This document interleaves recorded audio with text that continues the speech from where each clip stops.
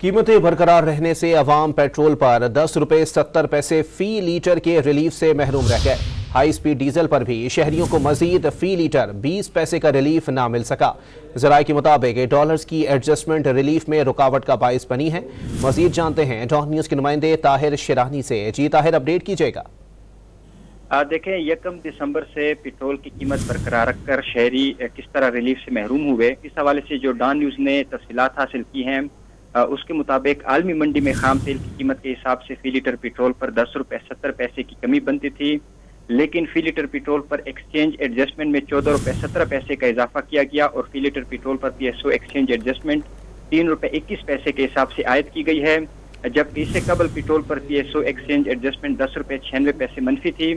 जराये के मुताबिक फी litre petrol पर इनलैंड फ्रेट इक्वलाइजेशन मार्जिन 3 रुपए 47 पैसे कमी के बाद 6 रुपए 42 पैसे से कम होकर 2 रुपए 95 पैसे हो गया। यानी अगर IEM में कमी ना होती और डॉलर्स की जाने वाली एडजस्टमेंट भी होती तो पेट्रोल की कीमत में इजाफा होना था।